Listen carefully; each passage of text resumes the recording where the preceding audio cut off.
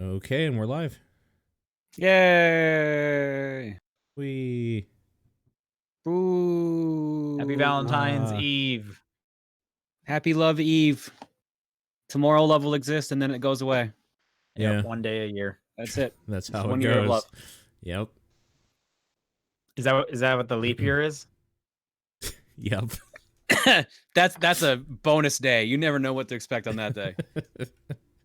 They say all emotions run rampant on the leap year day. That's the day of the purge.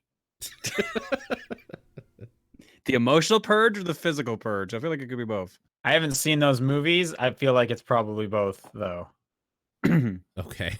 Makes me real happy. I'm gonna be in Boston at PAX East during the purge. That seems like a bad place to be during the purge. Sure does.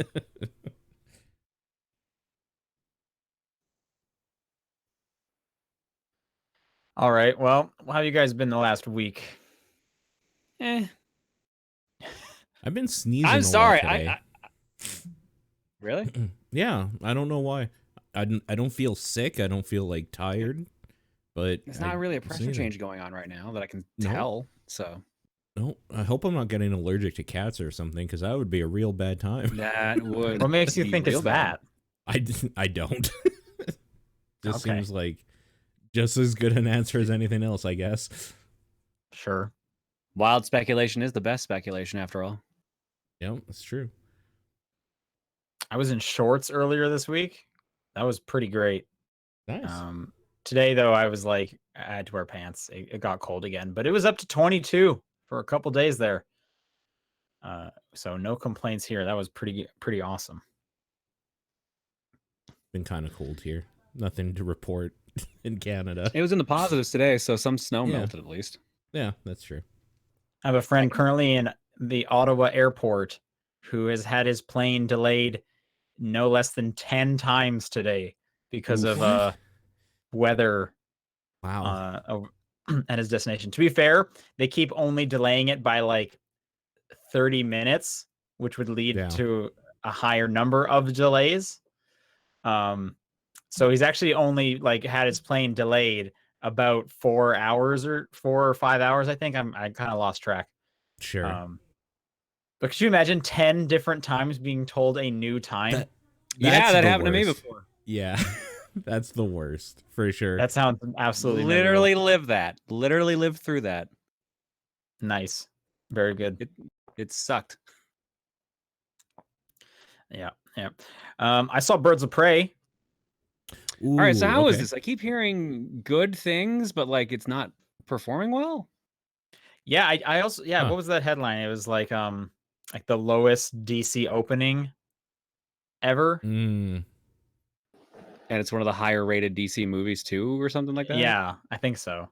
Which is it's not hard to like beat. Yeah, I guess if we're ignoring like the Nolan trilogy, kind of the current DC era. It was fine. Shazam do? I'm just wondering because they've kind of started on an upturn back up with that, right? And now this. I think the upturn would have been... got a sequel, so it did well enough. I guess so, yeah. What was I going to say? I think the first good one was like Wonder Woman. Yeah. And I don't think Aquaman's a bad movie. Yeah. Did that do well? Because it doesn't seem. I think Aquaman did extremely well. It did super well because they have like 3 Aquaman spin-off sequel stuff planned already. That's so weird to me. Okay. Yeah. Not even because I think it would be bad, but it's just like, who fucking cares about Aquaman in this day? Damn. All right. But I mean, also like, look at Suicide Squad. That's one of the worst movies I've ever seen. It's easily one of the worst movies made. Shit ton of money. Yeah, that's a terrible holy movie. Smokes. Which good tie-in. It got a spin-off in Birds of Prey. Yeah. So I heard the big maybe criticism people have of this is that like we know Harley Quinn, but she's still the center of this movie, and they don't focus enough on the actual Birds of Prey, which is kind of annoying to people. Like it seems like they're kind of like just there, and people were saying I would have liked to see more of Huntress and more of So the Huntress other one. specifically, I think is like the coolest part of the movie. Mary But they Elizabeth don't show Winstead, her a lot, right? Is They- what I'm to I mean, they understand. do show like her backstory, and they show a little bit about her. Out of all of the birds, she gets like the least screen time. Right. I don't know if it's so much like, I guess they're, well, it's an origin story of the Birds of Prey, so they only become like a team in like At the the end, final yeah. showdown. Sure, that's fair enough. I think like, it's weird to say like, are they only focusing on Harley, because the entire subtitle of that is all about The Harley Quinn. fantabulous emancipation of one Harley Quinn. Yeah. Yeah, so like that seems like no shit. What are you expecting? It's Yeah. gonna be mostly Harley Quinn. I don't know. I didn't feel like I was like missing out on anything. I would have preferred more Mary Elizabeth Winstead, but I'm just a fan of Mary Elizabeth Winstead. Sure. Do you care at all and about it just makes you the want to Birds of watch Scott Prey Pilgrim again. before this? What was that? Did you care at all about the Birds of Prey before this, like Black Canary and Huntress and whatnot? Only in like I watched a bunch of like the CW DC shows, so I'm familiar with several of the characters in passing. I didn't realize they were in those. Interesting. Huh. There's a shit ton of characters in those movies. Yeah, sorry, TV shows. Like, yeah, I guess so. Yeah. If you're like a comic book fan, like if you like the DC stuff, those shows are like extremely respectful in all the weird ties and offbeat characters that they'll bring back. They bring in so many cameos from like the old 70s shows, like the Flash, the guy who played the Flash in the 70s. He comes back in multiple episodes as a Flash from a different world. Like if you're a DC fan, they are like really fun to watch those TV shows. Yeah, but DC's always done TV right. Like remember like the cartoons they had. Smallville was a huge thing. Arrow was a huge thing. Smallville, that's right. Yeah, Well, yeah. So Arrow's included in like the current stuff, although it's like I think it's like just ending this year. But like I fell off all those shows a few years back because they're so like tied together, and they had like 5 of them going. You needed to watch like a new hour-long episode every day to keep up. And it just became too much. Yeah. But I did jump on their they do like the yearly crossover events where they come together and fight a big threat. And I watched this year's one because they brought like Brandon Routh back as Superman, as the Superman from that movie and stuff. I did hear about this. Yeah. They brought the dude from Smallville, Tom Welling, as a Superman from another world. Like they do all this tons of fun little stuff like that. So yes, I was familiar with the Birds of Prey. Sure. To make a short answer long, very long. Okay. I think what I came to realize though is that I'm just not much of a fan of the Harley Quinn character. Yeah, that's fair. Yeah. Yeah. Because the movie's fine and it's fun. Her character is kind of just like, hey, look, I'm super wacky and crazy and I killed you. And I killed you. I guess that just doesn't do a ton for me specifically.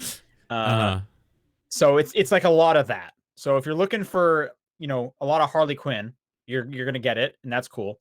Sure. If you don't really like that character though, get ready for a lot of that.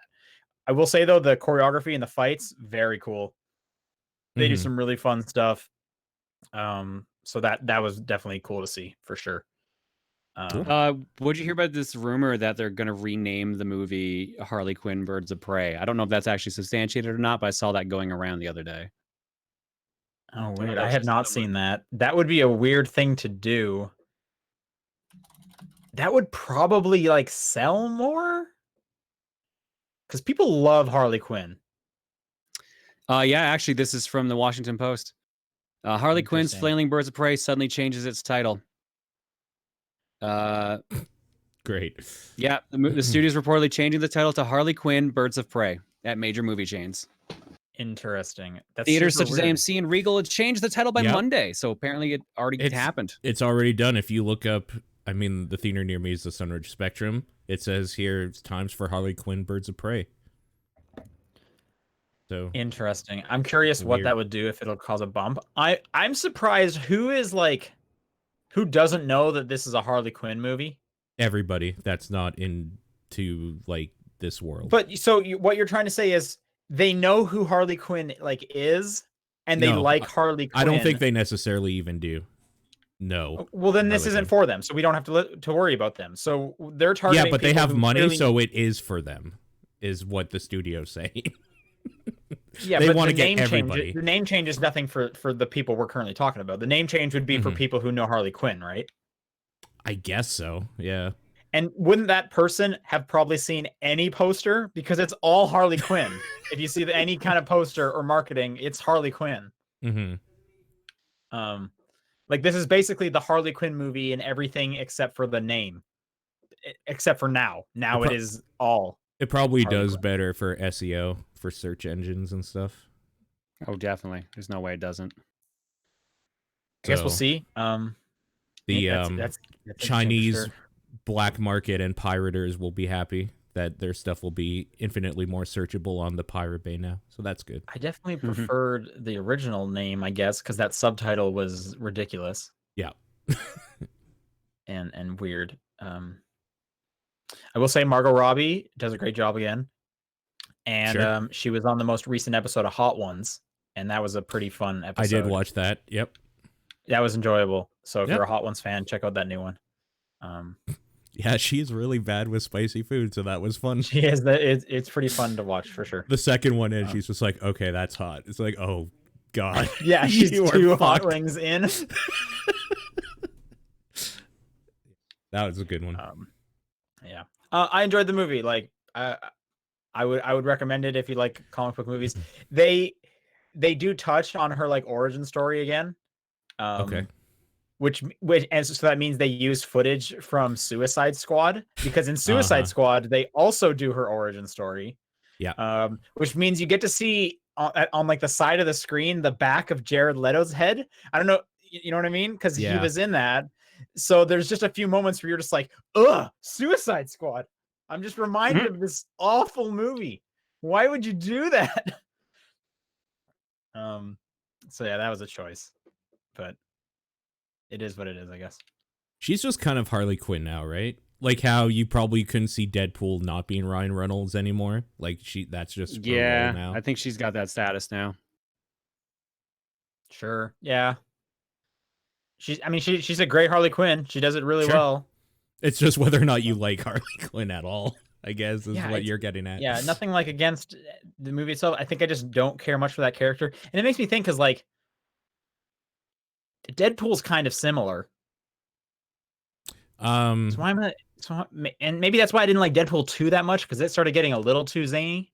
Yeah, I could see that. So she's become like a parody of herself already, is what you're maybe thinking of. Kind of like I'm not saying that. I'm thinking pretty just fast for that. I'm not saying that. I'm saying it's Harley Quinn like it always has been, and maybe just because I got a whole bunch of it, I'm just like, maybe I'm realizing I don't like this character. But I'm sure I'll see it every Halloween for the rest of my life, just like I've seen it every Halloween in the past. Yeah, for sure. More so now. Definitely more so now. Daddy's Little Monster. That's what it says on the shirt for Suicide Squad. Suicide Squad is a very bad movie. Oh my god, it's a bad movie. Yeah. It's just like so incompetently made. Damn, that movie. Holy shit. It's like a masterclass in what not to do. Yeah, and they keep referencing it in Birds of Prey. I shouldn't say they keep referencing it, but there's like consistent references kind of in the back, whether it's like a portrait of a character from Suicide Squad, like on a wanted poster, or she references like getting broken out of jail in the exact way that happened in Suicide Squad. And it's like, stop doing this.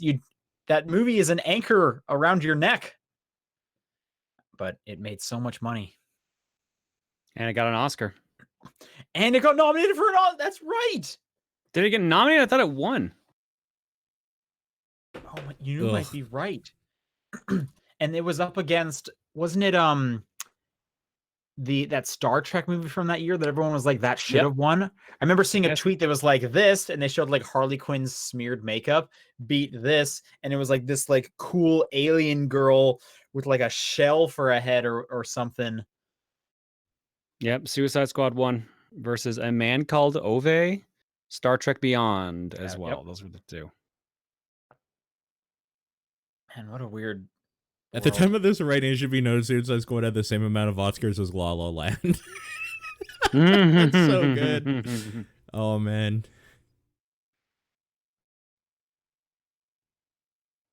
What a time to be alive.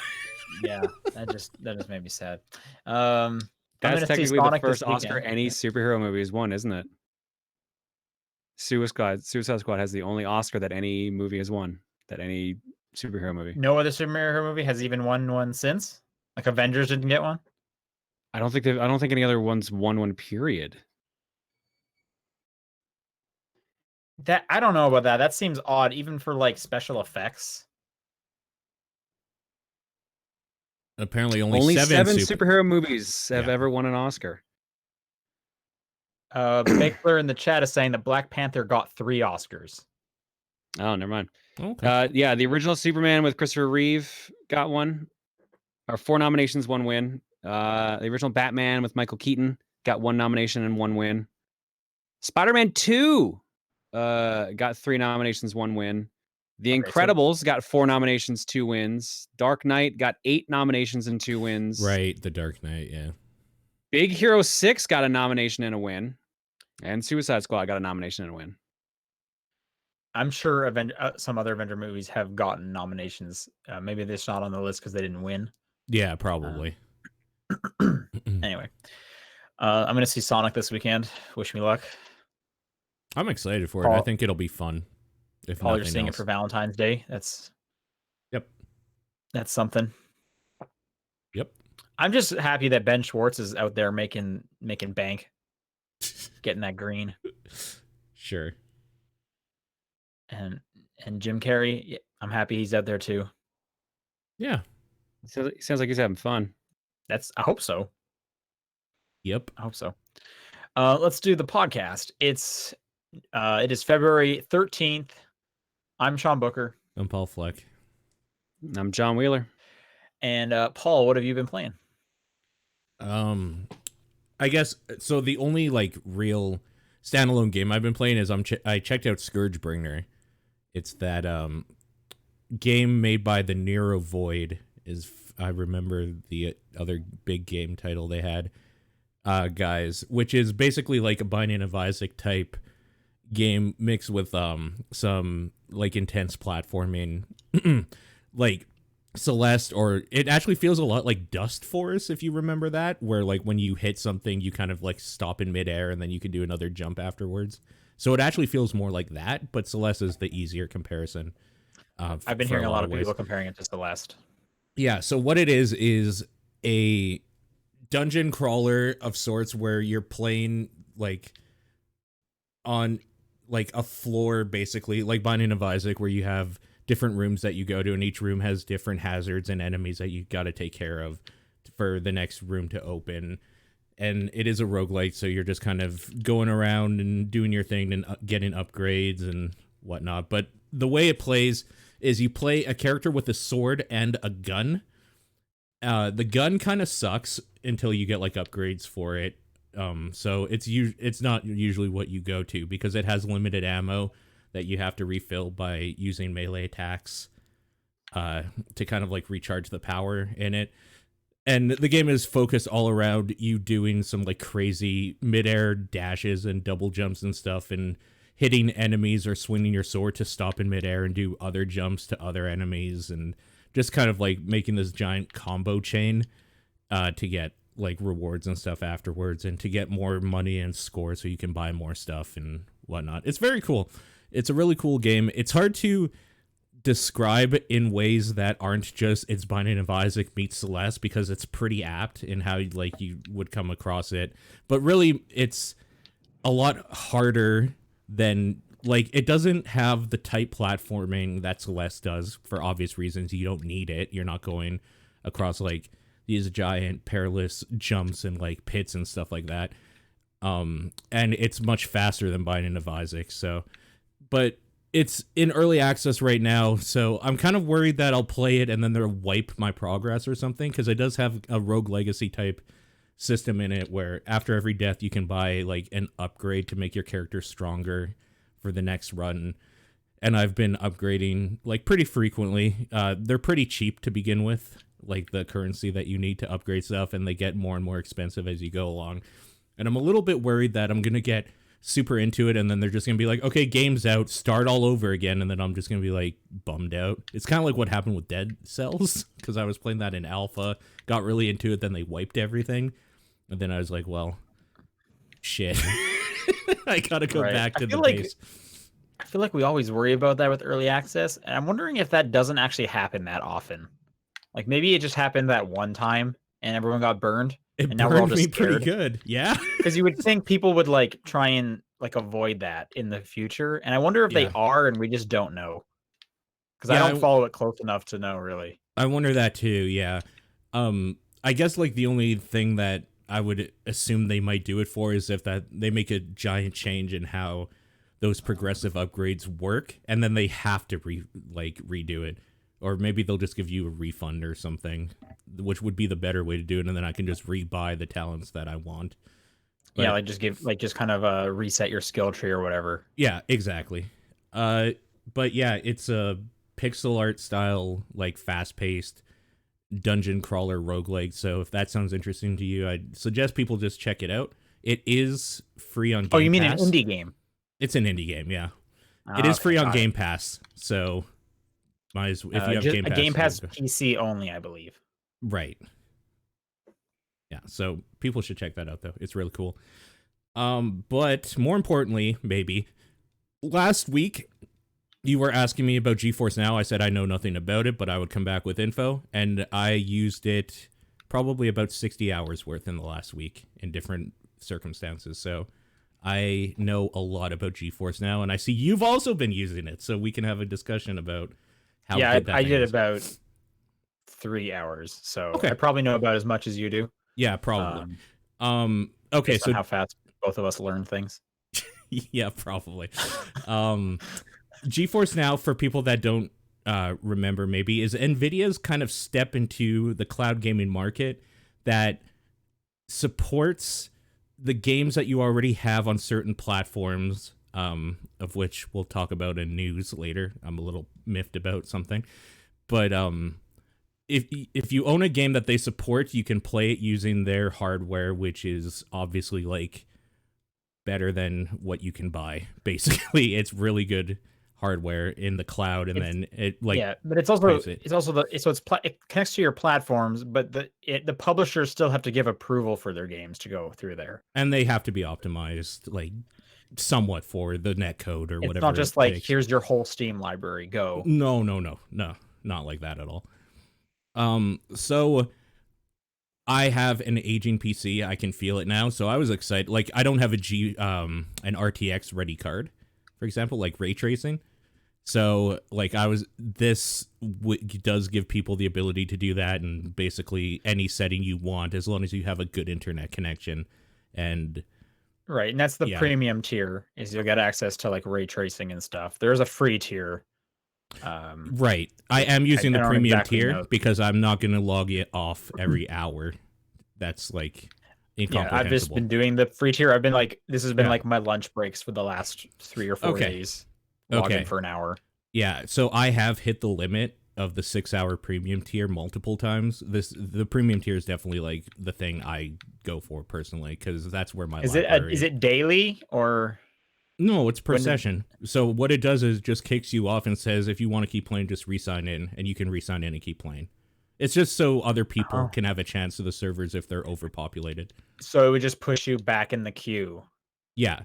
But currently there is no queue for premium. So I've been playing the free one, and even I don't get any kind of queue. Yeah, it's pretty robust, like how much space they're offering per person. It's kind of crazy. I did have a queue for I think maybe 5 minutes the first night I tried it on the free thing, but like I've heard people say that on the free base model they haven't had any problems at all, and they can just play whenever. So that's really cool.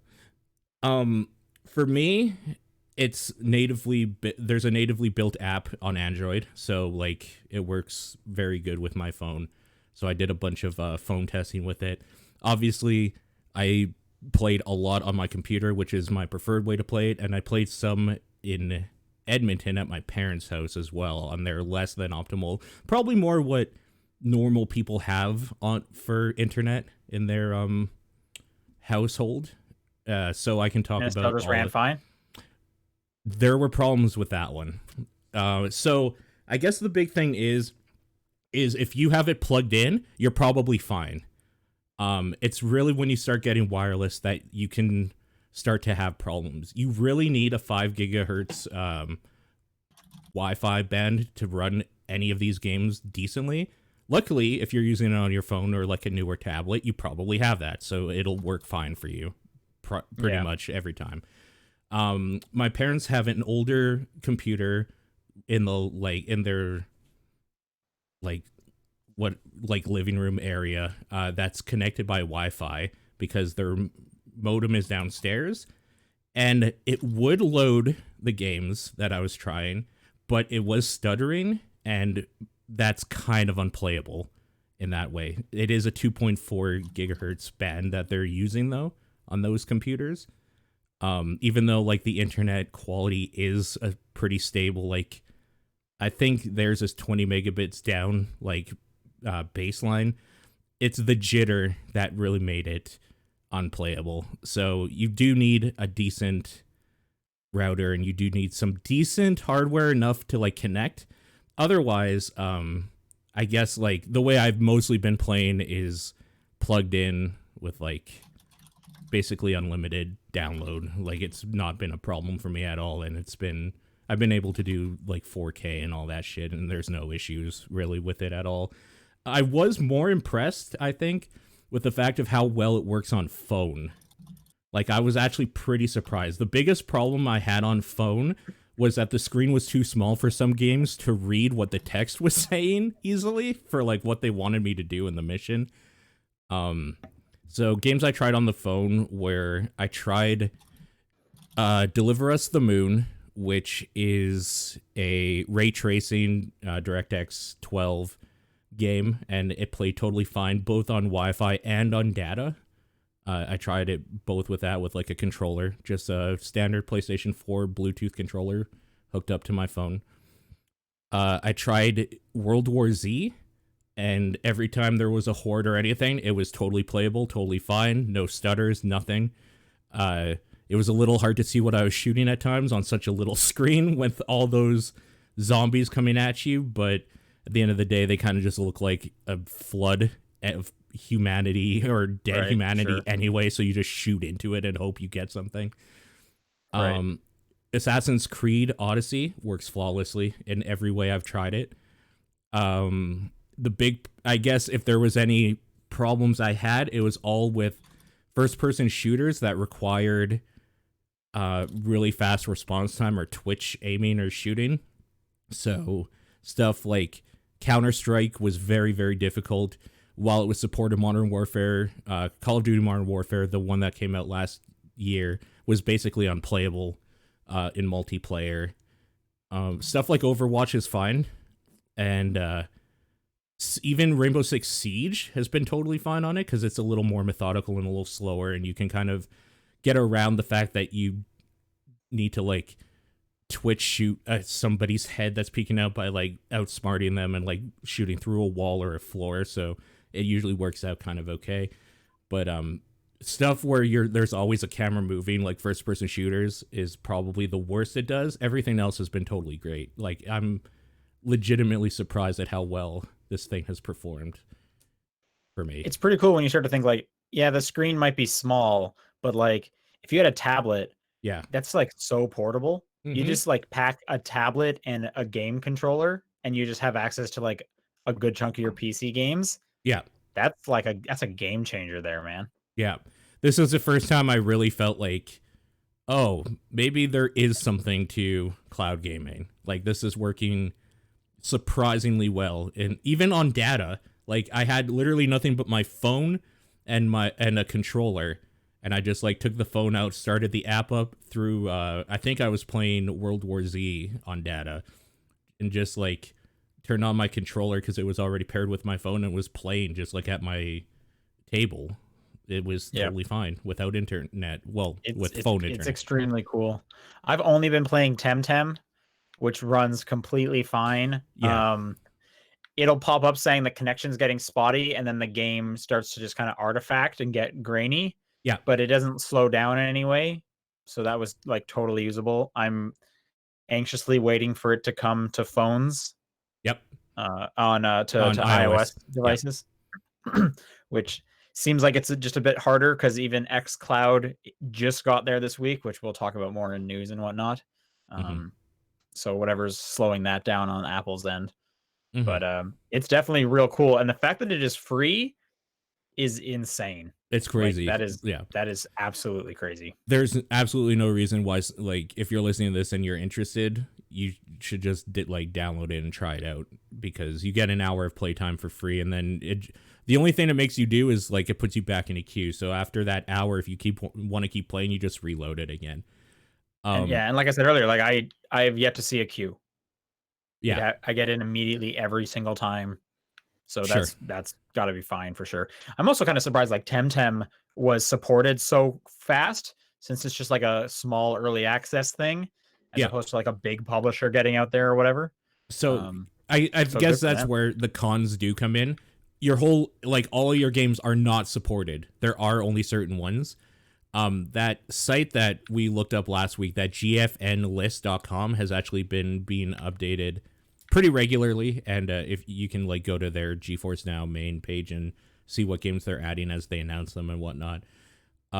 So that's a huge bummer so it's a weird niche that this kind of covers, right? Because it's for the person who has a PC and can probably run these games, because why would you buy a game you can't run already? Or like, why would you have owned a game you can't run up until this point, even if it's like on lower settings? So it's for like a PC gamer that doesn't want to upgrade. Like, I'm in the perfect like Venn diagram here for this thing, but I don't necessarily think a lot of people are, you know? Well, see, I don't know if I agree with that, because at this point, like, is there even a reason for me to upgrade my computer? So what if maybe you're not buying it so you can play it locally, or you're not, so you have like a local copy or whatever. And if you just treat it as like a cloud storefront, then it's no different than Stadia. Yeah, right? but Stadia I don't know why you would do that. I don't know why you would say like buy Wolfenstein if you can't already run it, like up to this point. Going forward now you could. Well, it'd be way cheaper, right? Like if it's me right now, and let's say all I have is like the Android phone or whatever, right? Or just like a laptop for school or something. Sure. That's definitely cannot run games in any nice capacity. Then you wouldn't have the library to care about it yet. You would probably have a console. But that's what I'm saying. Is like, if I'm starting at scratch, I could buy Wolfenstein for $60 or $40 for Youngblood, right? Or I could spend hundreds on a computer. $40, let's go. I don't think those are like mutually exclusive though. Like, I'm saying that you could use this as that, but I think that's still a bad idea. I think it's still too early to be like, well, rather than buy like this, say, console or whatever that I know will run stuff because I don't want to buy a computer, I'm going to spend like $100 on a new game for a PC that I can't play it on just because cloud gaming might work. You just said it runs totally fine. If you have good internet is the thing. There's still I'm assuming the internet is going to be usable here, right? Like if they don't have good internet, that's a different scenario, obviously. I just don't know who the person is that decides they want to get into PC gaming by having cloud storage right away. I think this is more for the person who already has like been outgrown, like their card can no longer handle stuff and you're already in the ecosystem. So I have like a backlog that I can still play. I mean, I think at that point, it's the exact same user base that Stadia is going towards, people that do not have these powerful systems, and they have a way to get to it, which is obviously a very small percentage, because we can see Stadia is not doing well, and there's the whole issue of like I can't even play this offline. But that would be the same scenario if you don't have a gaming PC, you can't play it offline. Right. But it is still a cheaper solution than getting a gaming PC. But if I you think just the wanna reason try out why something. this is doing okay and why people are talking about it is because it is catering to people that already have the PC games, which is why Oh, for Stadia is sure. failing. Like, I think if For this was sure. only you can buy games through our service, it would also fail. Right, but that's definitely not what it is. You're Right. getting access to the games you have, but I could Which is why definitely this is see a still a niche case. product, is what I'm saying. All I'm saying is I could see a case now of like the need to upgrade my PC has definitely been pushed out. Totally, yeah. Well, if you're one of the very, very niche people of the niche people that need that like response time because you're MLG like pro shooter guy, that you're ignoring this anyway. You have the best PC. It doesn't matter. Right. Yeah, so. But like the biggest thing for me, I think, is just the mobile gaming aspect of like the app works totally fine on my phone. I'm instantly connected to the games that I have that are supported, and I can play this thing anywhere, basically, in like the first world nations. I didn't go try this in like the middle of Africa somewhere, so there is that. But yeah. Yeah, no, it's cool. And I said the same thing about Stadia when I got it. Like, there's something really cool about just going to the website and boom, having Destiny's it. running like Sure. immediately. That was cool. Yep. It's surprisingly very, very good. So you've only been playing Temtem on it? I mean, this sounds like a great way to play Temtem. The way like Pokemon's play. That's like the PC game I'm playing right now. So yeah, that's the one. Okay. Yeah. I don't have anything more to say about GeForce. Oh, I guess the other thing. If you sign up now for their founders thing or whatever, you get 90 days for free, and they don't charge you the first payment until the 90 days is up. So my first payment doesn't go through until May. So I could. And that's $5 a month is the payment, which I think they've said that price will go up. So if it's something you're thinking of in the future, you can kind of lock yourself in now to that pricing and get kind of grandfathered in. Yeah, so definitely look at that. I don't think they have any kind of dates on when anything would happen and whatnot. No. And then if you don't like it, like I'm assuming I could probably cancel anytime before they charge me, and I won't get charged. So there is a way to get premium for like 90 days, basically risk free. You just got to be on top of your shit if you do that. I think people should check this out. It's free. Like, what harm could it do you? As long as you have the games to play on it. What else have you been playing though? That's all for me. Well, I was going to ask you real quick. Are you now going to pick up a controller clip? No. Well, no plans. If like I'm in a store and I see one, it's probably an impulse buy. I'm not going to go out of my way for one. Because like, how does it look when you're playing on your phone? Do you just have it like propped up against like a water bottle or something? No, I have this, right? Like a little like trifold thing, and I just put it and then you're just hunched over looking real close at it? Yeah, like a real gamer. Yeah, no, dude, you need the clip, and then it sits right on top of the controller. I'm telling you, man, these things are like $8. Anyway, John, why don't you talk about what you've been playing? Sure. I really haven't been playing one thing. It's the Legend of Zelda Link's Awakening remake still. Halfway through playing on the hard difficulty. It's gotten easier now because I've actually got some items to mitigate damage. I've got 2 fairy bottles now. For those who don't know, hard mode does not have any health drops at all, but there are fairy fountains around the world that do have fairies in them, so you can just store them in your bottles, and you can still buy the revive cream or whatever you want to call it.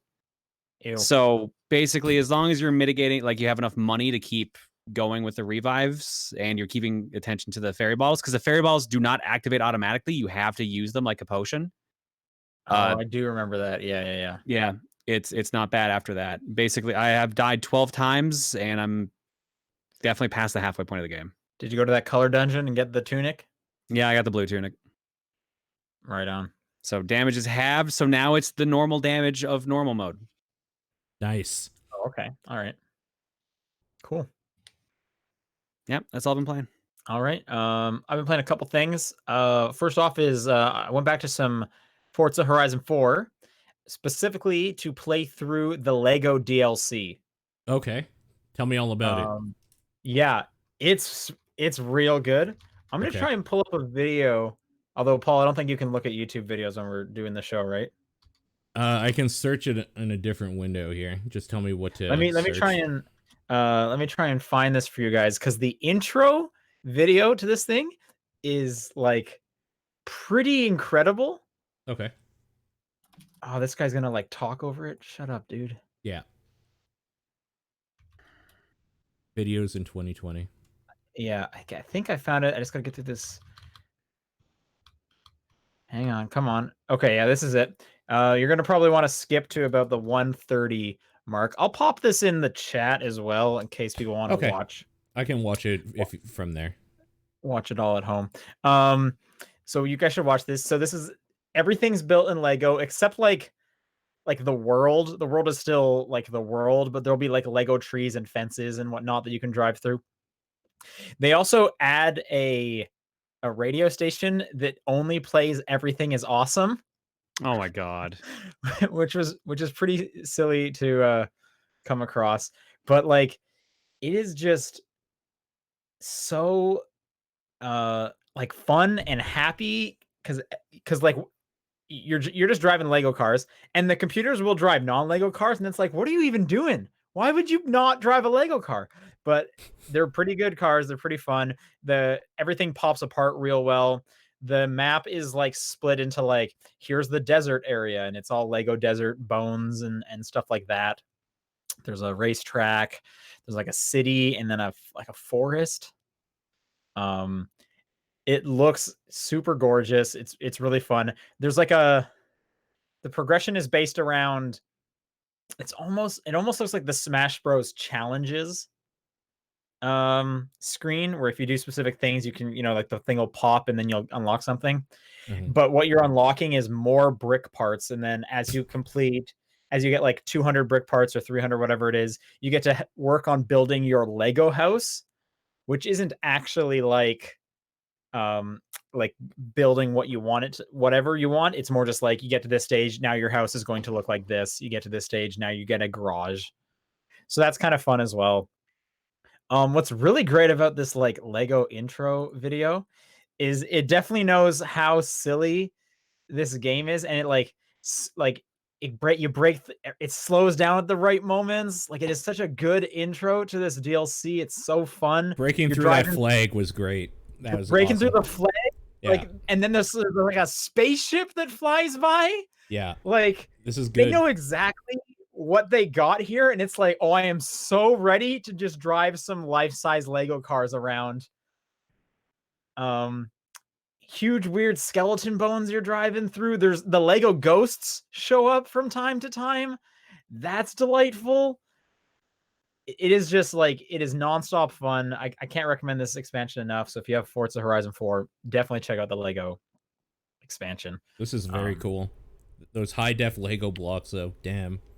Yeah, it's funny because the last quest, basically like the last quest you get in the career for this DLC. So I guess spoilers if you're worried about the quote unquote story mode for this Lego DLC. Yeah, is people on the social media for the Horizon event or whatever, they don't believe that this is real because it's Lego. They don't believe you guys are actually driving around in life-size Lego blocks. So you have to do like 12 different races that are all titled like, could a fake car do this? And it's just you driving like really fast for like 80 seconds straight without crashing. So it is just extremely silly and fun, and they definitely like have the exact right attitude for what you would want from this. Yeah. And I'm just having so much fun watching this intro thing again. This car just drove through a field and a bunch of Lego flowers started coming, like breaking up behind the wheels and stuff. Very cool. And like there will be like Lego cows and stuff that'll just run across the road by like bouncing because they're Lego, obviously. Yeah. Are those Lego ghosts? What the fuck was that? Yeah, the Lego ghosts show up. All right. There's pirate ships that are off the side of the beach. They're just there. Why not, right? It's very cute. This is very good. Yeah. Oh man, it's can't recommend it enough. And while I was in there, I was like, yo, I gotta try out that battle royale mode. Yeah, how is it? I need to see what that is. And that's also just really silly and fun. I think it works. Like, why not? Like, it works enough It's just racing Um, against, like, you have to stay in the zone, right? The whole time, basically? Yeah, it's a Yeah, battle yeah. royale.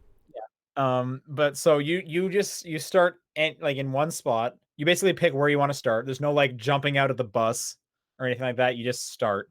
Everyone Okay. has the same car. So you're just driving around and you'll see like drones that are kind of all like there'll be like 3 drones with banners on them kind of in one spot. And if you drive over there, it'll be like, oh, there's a new car right here, and you can choose to swap to it.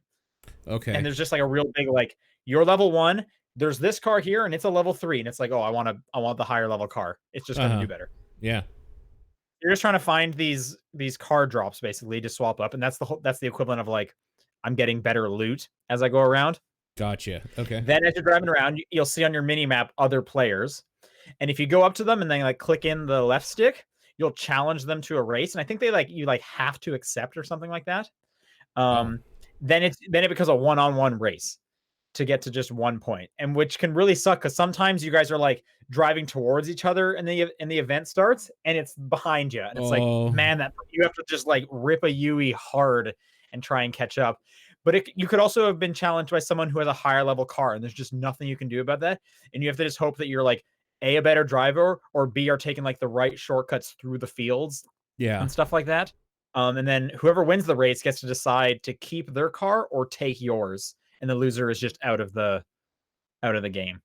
Can you just park your car like under a tree or in some bushes until like there's one person left and then challenge So you them? could, but you're still going to show up on the mini map as just like a blip. Like someone will see you. So no camping, basically. Yeah. Yeah. You can't Gotcha. really camp. I mean, you could try and you can definitely try and run away from people.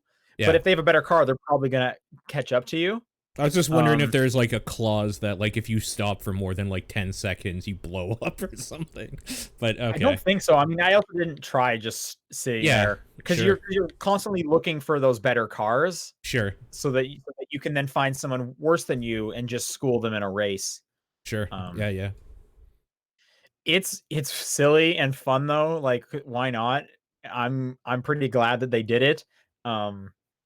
And they even have they even made a bunch of VO for the battle royale as well that is equally silly. So they're just like Forza Horizon 4 is such a good game. Those developers they know exactly the vibe they should be doing. Cool. So that was Forza Horizon 4. The other game I'm playing is Children of Morta. Yeah. And that is a tremendous game. Beautiful game. That is extremely my shit. Holy smokes. The more I play that game, the more I'm just like, wow. Like, they just keep adding new and new stuff as I'm going through to the point where I was like, no, you guys could have stopped and I would have been happy. But you're just like making this game deeper and better. So Children of Morta is a roguelike. Or a roguelite. I don't know. Anyway, it plays basically like the combat sections of Moonlighter, where it's top down, procedurally generated dungeons. You just kind of got to make your way through it. There'll be a boss at the end of the dungeon, mixed with like, I don't know, some like Risk of Rain, because you constantly are getting these upgrades attached to yourself where you're doing tons of weird stuff. I guess Binding of Isaac is another good example. Although it looks more like Moonlighter because it is pixel art. Sure. Which I'm kind of at a point where I'm just like, okay, yeah, another pixel art dungeon crawler roguelike. You know, Children of Morta is so different though. It's beautiful. Like, it's crazy. I don't know. I wouldn't say it's that different. I will say the hub, your house, that part is beautiful. And obviously they put a ton of detail into that because you keep coming back to that. And the intro area, it makes a really good first impression. What's really unique about Children of Morta though is every time you finish a run, the story like progresses in some way, which is actually crazy. Because I think of stuff like Dead Cells. I think of Moonlighter, where it's like you finish a run and it's just like, all right, go again, do better next time. Or Moonlighter, if you finish a specific dungeon, the story will actually progress. But for the most part, it's just like basically nothing's changed. Just go play the game again and hope you do better. Yeah, you're a bit stronger, but nothing, like, there's barely a story to this. This one, it's like there's a whole family, and you play as the different characters in the family when you go on your quests into the dungeons. The story constantly is progressing and moving, and you're learning backstories every time you come back. Like the game is actually moving forward, and that is extremely, extremely cool. You're unlocking new rooms to your big house. You start with 2 characters, and I'm up to 4 characters now because family members are coming back from like going out on quests. Family members are like growing up, and now it's like, yes, we're going to need you to help fight with us. Like I'm progressing just because I'm just playing the game, and not just because I'm like beating stuff. Like even if I'm dying, this story is just moving along, which is really cool. So the latest one you got is the son, the rogue son? Or is he the third one you get? So you start with the dad and the daughter. Yeah. And just while I'm talking about the characters, I will say the characters also all play so differently. And that's also really cool. Because I even like one of my friends was playing it, and I even texted them being like, why would I ever not play as the first guy? Like I've already put so much time into upgrading his skill tree. And my friend was like, oh, that first guy sucks. You have to play some of the other ones. And he's right. That first guy does suck. Because the second girl, Linda, who has the bow, that it turns into like a dual joystick shooter. Hell yeah. Yeah, it changes how that plays for sure. I also like that the upgrades give you a passive family upgrade. So like no matter who you're upgrading. Yeah. The skill tree works like you are upgrading one character, but every time you put a set number of upgrades into one character, you will unlock a family trait, so everyone in the family gets it. So even though I moved away from that first guy early on, I hadn't unlocked his family trait yet, so I went back and did one more run with him just to get his first family trait, so that the character I actually want will have more health. Sure. So there's a reason to be jumping around to every character, and that's cool. Like I haven't seen that before either. To go back to your question though, the third character you get is the son who is into knives, Kevin. I think his name's Kevin. Yeah. That guy rocks. Holy smokes, that guy's fun to use. And then I just got like the eldest brother who comes back and he's all like sick and bleeding. And then after a couple of runs, he's like ready to fight again and help out. And he seems to be like some kind of like monk, like he's a monk. Fu. Yeah.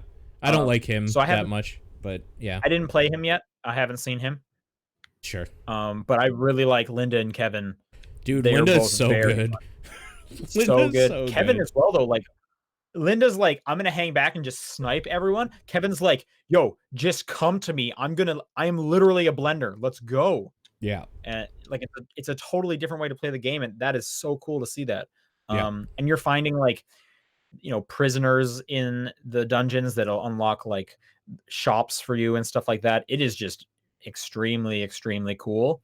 And it's been a while since, and because of based on like the run nature of it, like I'm definitely doing the whole, okay, just one more run. Okay, just one more run. But I can do just like, it's just 10 minutes, maybe 15. Well, let's do one more run. I'm having a tremendous time with the Children of Morta. That is extremely my shit. Arguably to say like that might have made my top 10 last year at this rate. Oh, wow. You're getting really into it. That's a great game. Yeah, it is like hitting everything I want from it. That's on Game Pass. If you have Game Pass, cannot recommend Children of Morta enough right now. Yep, it's very, very good. That's what I've been playing. Let's do some news. This podcast is long. Yeah, there's a lot of news too. Okay. Oh boy. So first piece of news, they're going to be announcing a date, but Magic the Gathering Arena, their version of Hearthstone, basically for Magic the Gathering, is coming to mobile, and I think it's New York Toy Expo? What is it here? New York Toy Fair on the 21st, so a week from us recording this, basically. They're going to be giving more information. So if you're into Magic the Gathering, check that out. This is what I was pissed off about. So one night, I go to bed after adding... So I went to gfnnowlist.com. I added every game I own on that list that's supported onto like my list or whatever for GeForce Now, just in case I ever want to just try something randomly. And that included a bunch of Blizzard games. Well, the next day I wake up and all my fucking Activision Blizzard games are gone because they were pulled from the from the thing. So they no longer are on there. Which is odd. I didn't like follow up too much with the news stories about this, but it was seeming like people were saying, this is weird. They were in there for the whole beta period. And GeForce even went and connected with each publisher to be like, hey, we're going public with it, or still thumbs up. And apparently there was a thumbs up and then there was a thumbs down. So I'm wondering kind of what happened. Yeah, I'm wondering too. People are speculating that it's because they have an agreement already with Google for something or some weird rights, but games aren't on Stadia. Yeah.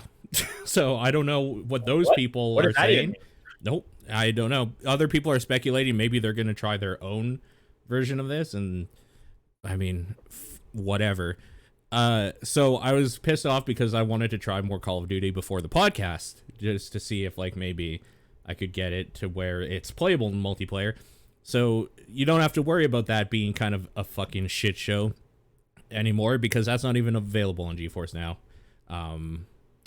Also not available, I was going to play some Crash Bandicoot, the Insane Trilogy.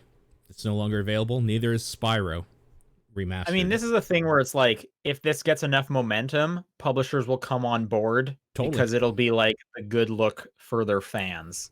Totally. Let me tell you what it's actually done, though. If you go to the GeForce Now thing, the guy who like is posting an announcement and saying, unfortunately, they pulled, that guy is being fucking harassed and saying, well, GeForce Now is fucking dead. Good job, idiots. It's like, wait, what?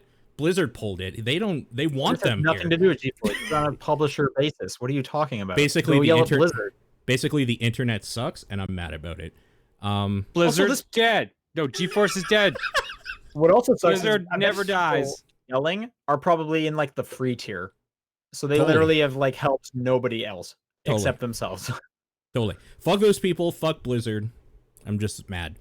I put this down because somebody was saying Pokemon Home is now available. I don't know what this means because I don't do anything with that, but this is their hub thing, right? This is their way to like transfer and store extra Pokemon and swap them between games and such. But that's on the Switch. It's also on phones. There's a mobile version of it too. Also something about Professor Oak with glasses or something dumb looking. Grand Oak. I was seeing Grand Oak. Oh yeah, no. Oak is the character, but he looks like a weird like Doc Brown from the future look. Yeah, that's a good with like really long hair. Yeah. Weird. Which I am for. Like that's a great role model. Sure. I just wanted to grab this news. So they're adding some new games to the NES and SNES Switch Online library. For SNES, it's Poppin' Twinbee, which is dope, and Smash Tennis, which I don't really care about. But more importantly, on NES, they're adding Shadow of the Ninja, which I'm stoked about because I love that game, and Eliminator Boat Duel, which I've never heard of before. So I've never heard of any of these games. Eliminator Boat Duel is kind of It sounds. Are you excited about any of these, John? Poppin' Twinbee's good. Yep. It's weird though. The two SNES editions never came out in North America. So, or at least cool. I don't think the tennis game did. And I know Poppin' Twinbee didn't. Clamoring for it. Okay. Going to the bigger news stuff that happened this week. So there was a leak that showed from the ESA that shows what companies are participating in E3 this year, in E3 2020, or at least who's confirmed. Okay. So the participating companies that are confirmed are Activision Publishing, Amazon Game Studios, Bandai Namco Entertainment America, Bethesda, Capcom, Epic, Calypso Media Group, NCSoft, RDS Industries, Sega, Square Enix, Take-Two, Tencent, THQ Nordic, Ubisoft Entertainment, Unnamed VR by Paracosma? I've never even heard of them. Warner Bros. Interactive, and Xseed Games. Okay. Yeah, that's just a basic leak. I guess more importantly, though, so those are who's going to E3. Jeff Keighley said he will not be for the first time in its existence. Yeah, that's super weird. Can someone remind me, what is Jeff Keighley's presence usually at E3? He runs like a major show. Yeah. What's the main show? What do you mean? What's it called? E3 Coliseum, I think is what's called. Yeah. Or sorry, I guess he produces basically Yeah, he used to be like, he used to run game trailers back then, and like then it just turned into a whole like sideshow on TV channels, or was it just online? Are these like live streams? Because I usually watch like the publisher, the platform live streams, and Jeff Keighley's not on those. No, he has nothing to do with those. He has everything to do with the actual E3 content, though. Like, so to me as a viewer, nothing's changed. Sure. With Sans Keighley. I guess more importantly, it's just kind of one of those things where he seems to be not stoked and maybe has some information about what the ESA is doing, but that he won't obviously divulge for obvious reasons. I agree. It is another like add it to the list of like what's going on with E3 for sure. Like he's a media person. I was just kind of confused of like I don't remember him doing much at E3. But okay. Yeah. So he posted this on Twitter. Directly after he says, he posted a tweet saying, if you have questions, I'm happy to answer here. And people have been kind of asking, like, what the hell is going on or whatever. And he's like, tons of factors. I don't feel good about where that company is going, basically. It's just like, well, that could mean anything, but that doesn't sound great. No. I can't think of a reason to feel good about the ESA after they leaked all those people's contact information and then did dick all about it. So totally. Sure. They burned a lot of goodwill there. Yeah. Also, maybe Jeff Keighley noticed that it's like, hey, I kind of run the new E3, bitch, at the end of the year. Like, maybe he's just like, I don't even fucking need these clowns anymore. I never leaked people's... At the end of his tweet that said, I'm not going to E3, it just said hashtag the Game Awards. Oh, that'd be so good.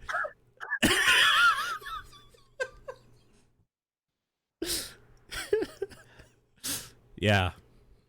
I don't know. It's just another one of those things, though, that's like, it's the end of an era. Like, I know we keep talking about, like, E3's dying. When somebody as prominent as Jeff Keighley that's been going since it was created is just like, no, kind of fuck that thing, right? It's just like, oh. I don't know. I would say Sony is more prominent than Jeff Keighley at E3, and totally, it's just another. It's just another nail, though. No, it's for sure. It is another one. I bet there's still somehow at least 3 more E3s. I don't know about 3, but I'd say at least 2. I guess we'll find out. Yep. I feel like everyone says E3's done, and they've been saying that for like the last decade. Yeah, roughly. Like Nintendo stopped going, and it keeps going. So who knows? Yep. Okay.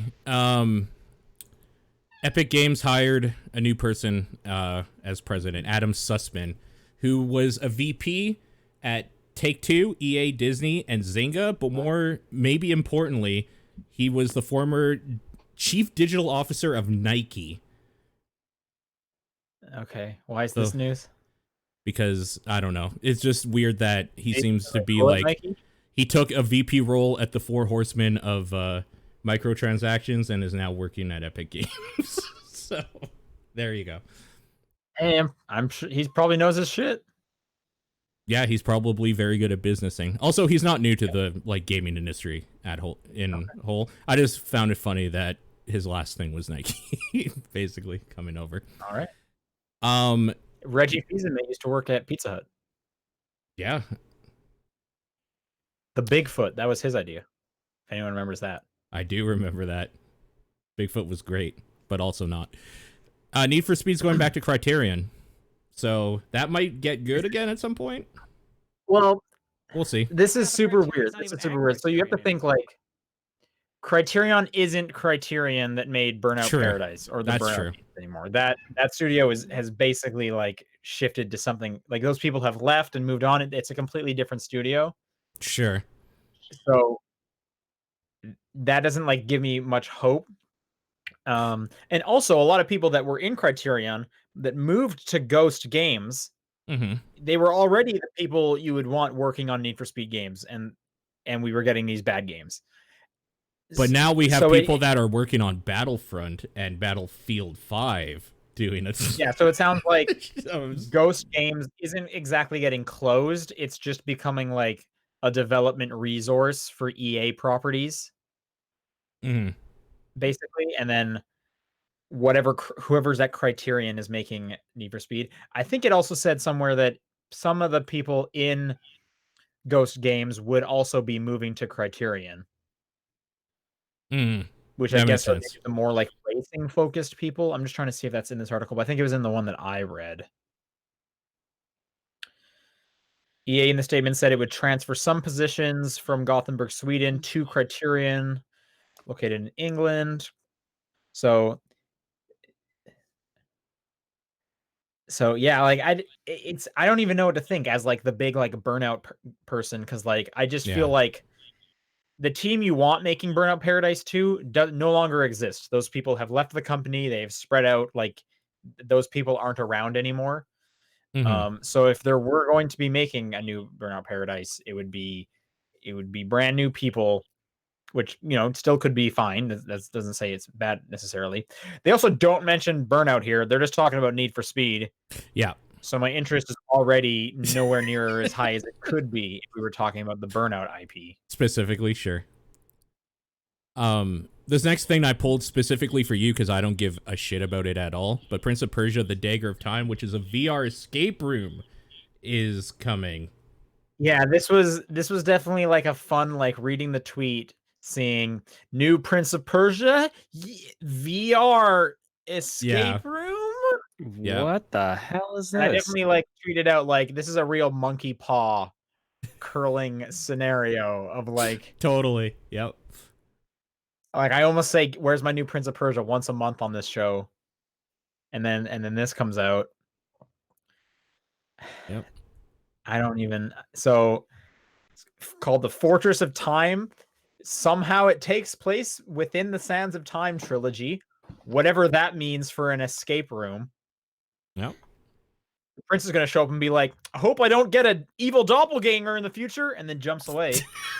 Like, A little on the nose. yeah, like what is how do you put an escape room in the middle of a I don't even understand what that means. Anyway, and then it's like a collaborative VR escape room where you can mess with time. That sounds like it would be kind of a cool VR thing. And they're probably just throwing the Prince of Persia name on it to get more eyes on it. But it's like, don't do that to Prince of Persia, man. That guy deserves better. I want to check this out. He saved the world countless times. Jake Gyllenhaal played him in a movie. Yep. I want to check it out. It's coming to 2 places in Calgary, so maybe. Oh, really? Is it actually? Wait. It is. It's coming to V-Arcade on 78th Avenue Southeast and V-Arcade 32nd Avenue Northeast, apparently. If you go to their main site, for people listening to this, you can actually... There's a map of where it'll be located, and you can check out to see if it'll be near you. It's also coming to Lethbridge, which I found interesting. It looks like they're just going to anywhere that actually has a V-Arcade, basically. Pretty much. Yep. I mean, why wouldn't this is probably just going to be on Steam. Probably you just do not need to have played any of the previous Prince of Persia games in order to enjoy the Dagger of Time. Fuck that. Yep. I should have an edge up because I know how to properly use his like chain whip thing. Players are summoned by the Fortress of Time by Kylena to stop an evil magi. Kylena restores and gives the Dagger of Time to the players so they can reach the Hourglass Chamber and use it to stop the magi. This might be surprising to you, but there is a one near me. That's very surprising. Yeah.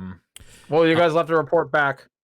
I'm gonna boycott this on principle. Sign my petition. Paul, if you want to figure out a time to go do this, I'm down. Okay, yeah, we'll talk about it for sure. I don't know if it's even here yet, but we'll see. It says coming soon, so who knows what that means. I'll call around maybe. A couple weeks ago, I talked about that Little Big Planet PC Restitch thing, Little Big Planet Restitch or whatever, getting official support from the creators of the original game.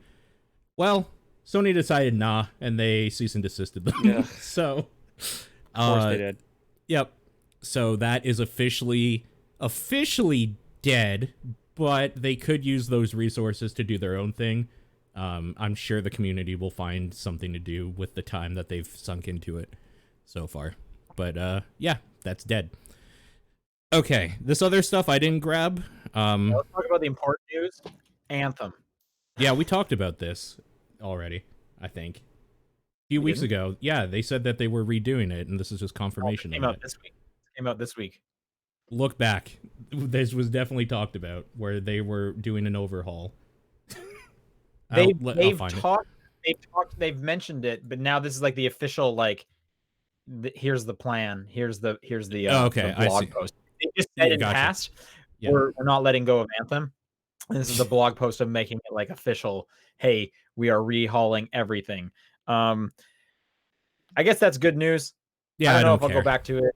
Yeah, agreed. I'll probably go back to it just like for curiosity's sake of like, what is an overhauled Anthem? Like, what does that look like? Yeah. What do they turn that game into? Similar to like, I did go back to No Man's Sky when they turned that around, when they came out with their next update. And it was good, so sure. This might be Sure, great. like Who knows? this is not unprecedented. Destiny did it, Siege did it. Like, Yeah. games come back all the time. So I'm just interested to kind of see what this will be. What, like, I would love for Anthem to be a game that I want to play. Yeah. A game worthy of my free time. I would love that more than anything. I haven't felt that since about a week before that game actually came out. When I played the beta and was like, oh no. Okay. So cool to see that like EA is all on board with them turning it around. But EA is like no shocker with this either. Like, they are turning Battlefront 2 around. So, they're Yep. they For seem sure. to have it in their hearts, I guess. Yep. Half-Life Alyx got a release date today of March 23rd. Cool. So get ready. That's coming. Yeah. I really wish there was a PSVR one. I'm just so curious. I just want to like play it just for the curiosity's sake. Have you like considered looking into how you can get that running on PC? Because you can. I just don't know how. I haven't looked into it. Get a PSVR running on PC? Yeah, there's a bunch of people that have done that.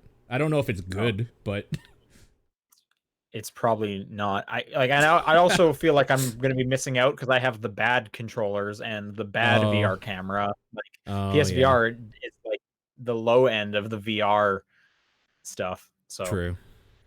I'm just going to sit here crossing my fingers, hoping one day Sony strikes a deal with Valve. Sure. I'm working to talk about Stadia less, but I feel like it is still important to kind of touch on major milestones. You're the one that this week supports it out of the three of us. Yep, you're the backer. I want to talk about it less, but here we go.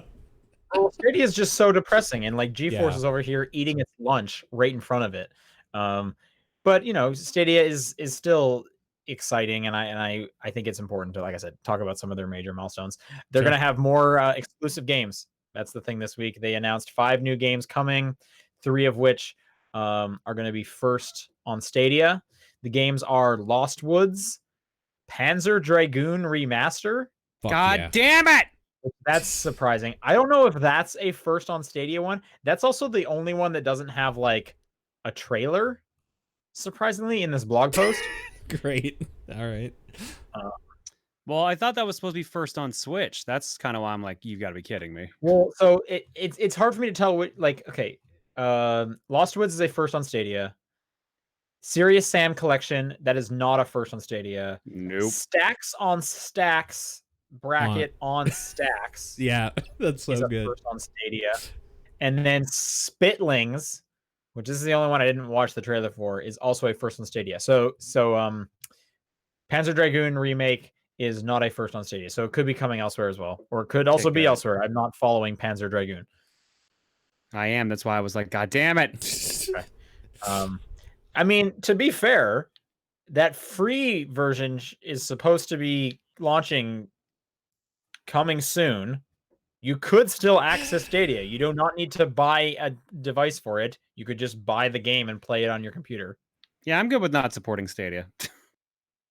Okay. I mean, it's not like they like hurt you. They might have. You don't know. You know my life. Okay. I don't. Did they hurt you, John? I can't tell you that. Stadia touched you on the doll. For legal reasons, don't answer that. Your lawyer said not to answer that in public. Yeah. I don't know. These games don't look great, the ones that are first on Stadia, but at least they're getting more exclusives, which is what they need to draw any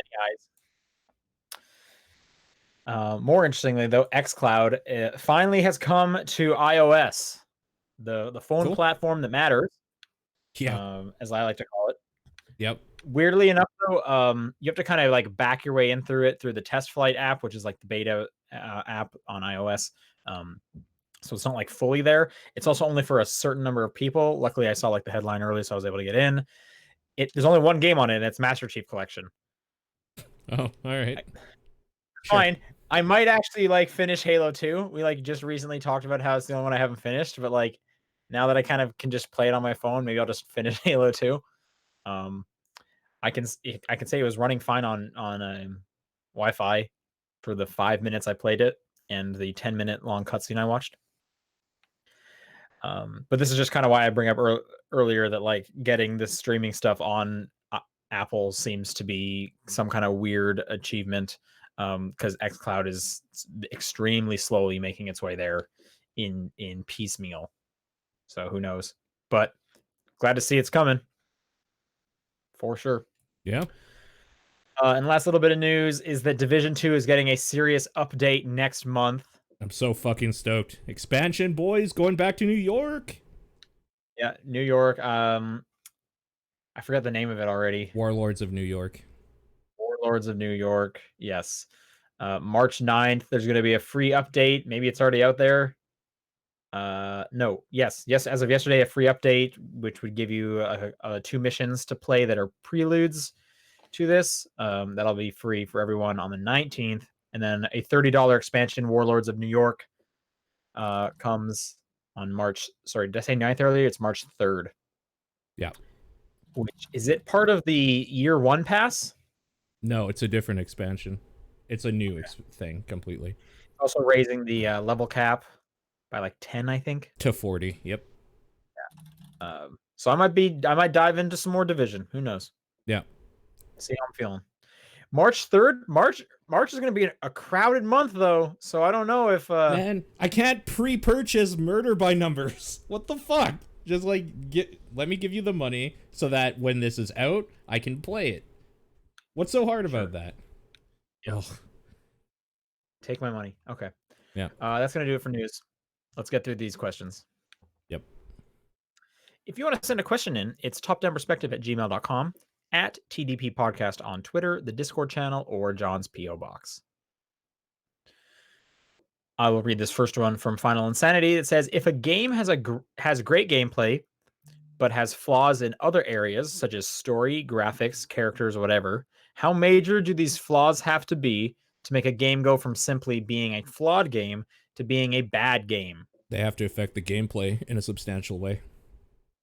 And they have to be a substantial focus of the game. Sure. Like if I'm playing like a 100-hour RPG and the story is utter garbage, I'm going to lose interest. For sure. Agreed. I don't know. I'm playing Tokyo Mirage Sessions right now, and that story is kind of garbage. But I really like the gameplay, and that's what's kind of pushing me through it. Yeah. Dedinsky says, let's get stupid for a second. According to the Funko Pop fandom site, Funko's line of pop figures are based on the Japanese style known as chibi, which means short and cute. Therefore, I pose this question to you. How big does a Funko Pop need to be before it's not considered short nor cute? Well, I already don't consider it cute, so it already succeeded there. So, like, how big does it have to be before it's not short? This is some, like, existential fucking, like, philosophies right here. 2 to 3 feet tall? It was it was the size of a toddler, it's too big. That's a good point. Sure. Are there any Funkos that are that big? Yes, there are some pretty big Funkos out there. I'm just looking up world's biggest Funko Pop. Oh, this is just showing collections. I want to know the actual biggest one. What question are we on? Dead in Skies. Okay. Oh, did you disconnect? Yeah. So. Yeah, you disconnected for a second. Gotcha. Okay. How big does a Funko Pop need to be before it's not considered short nor cute? So how big does a Funko Pop need to be? I think toddler size is a good minimum for sure. You mean maximum?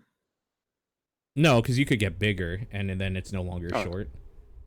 Yeah. But you could also get shorter and it would still be short. That's what I'm saying. Okay. Well, no, I'm saying, what do you consider the minimum for being too tall to be considered short? Yeah, too tall. Oh, I see. Okay. Yeah.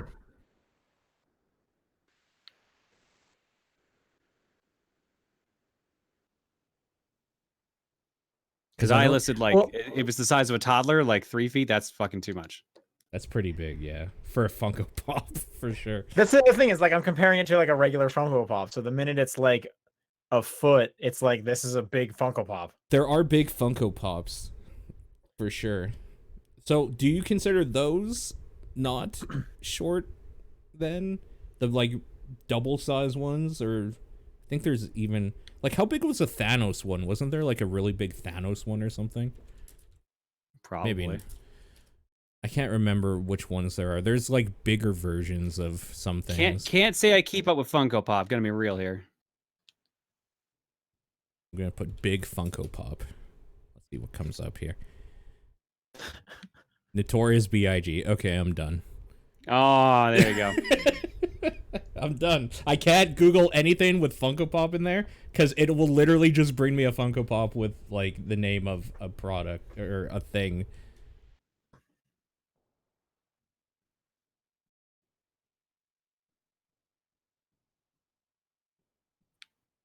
Yeah, maybe like 3 feet. Like Mhm.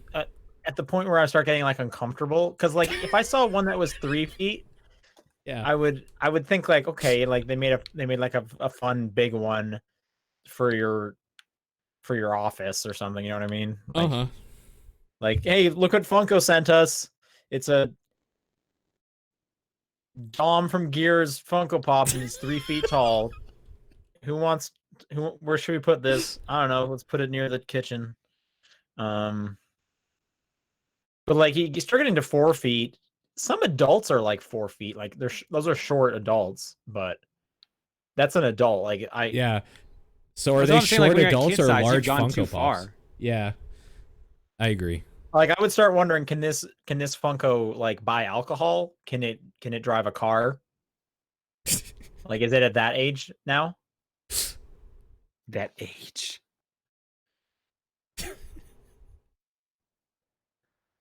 What if you just saw like someone? What if you saw like a doppelganger of yourself? Right, looks exactly like you, except the face was like had that Funko Pop eyes. Isn't that just the plot of Coraline? That yeah, maybe it is. That's a good. I own that movie, so maybe I'd be okay with that. That is a good movie. But like, what would you even do? Would you fight it? I think I have to, right? There Just can be start only a fight one. with it. Yeah. It's like sitting down, like drinking a coffee, and you're just like, no, you need to die now. Yeah, like okay, so you come home, and it's in your house, just doing like it's living out your life, but no one else can like tell the difference. As if it was like Ditto from the Detective Pikachu Oh movie. my That's God. basically what I'm talking about. That would piss me off so much. Just like come home. It's like, how do you not know that's not me? What? Right. But they're gonna think you're crazy, right? I know, totally. Oh, that's like the trope in movies that I can't stand. When the main character is in Right. the right, but everyone else can't see it. That drives me nuts. Right. But you're gonna be like, no, shoot him. He's the fake one. But he's gonna say the same thing about you. Yeah. It's an unwinnable That's when you gotta say battle. something that no one else would know that you would say it. Or Mhm. like that the clone wouldn't know that you would say it. Yep. Right. Do you have like do you have a go-to thing? You don't Of have to say it course. on here, but Yeah, there's no Yeah, way I'd yeah. say it on here. yeah, don't say it on here, but you got one in your head. Oh yeah. Yeah. But what if they had your memories too? Well, then I'd be like, well, damn. Damn. Maybe we should be friends, and then everything changes. Maybe I'm the clone. Maybe I was the clone all Just- along. That's Just like the kid Twilight Zone starts playing. ending is like you find out you were the clone. Didn't that happen in like Spider-Man? Oh yeah. That's what Ben Oh, Reilly Yeah, was. that's Scarlet Spider. Yeah. I don't want Yeah. to talk about the clone saga. It's the most confusing and worst part of What do you mean? Spider-Man. Everyone's favorite part of Spider-Man? I Yeah. fucking hate it. Maybe I was a clone all along. I don't know. I feel like this ends in a fight. Like that's how it happens in the movies, right? You'd have to fight it at some point. True.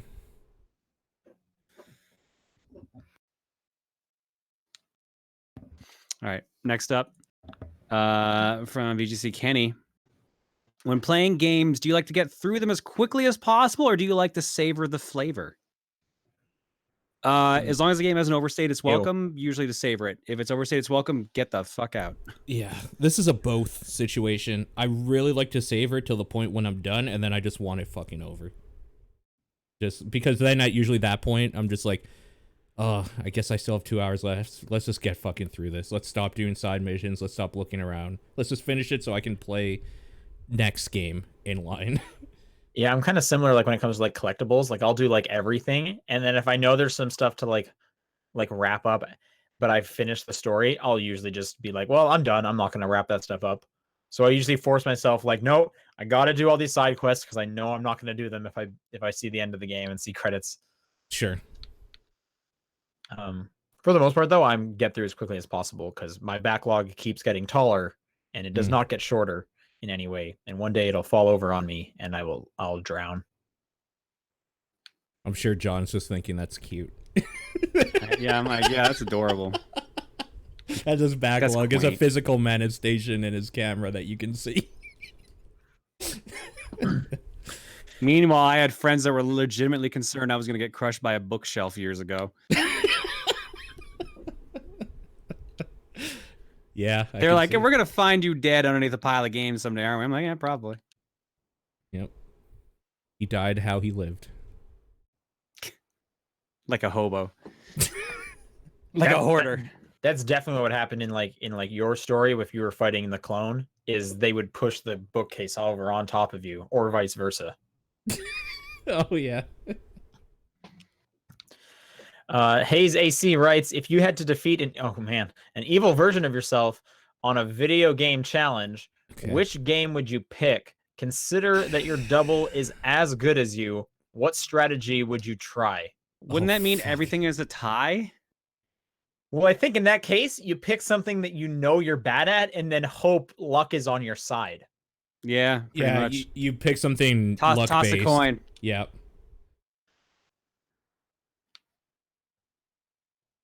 Bonus question. If the other two members of the podcast couldn't defeat their evil self, would you be able to win against them in the games selected by regular? Okay, so now let's assume in somehow you could beat the clone in a game you're good at. What would you actually pick so that we can answer the second one? Right. Yeah. Fuck.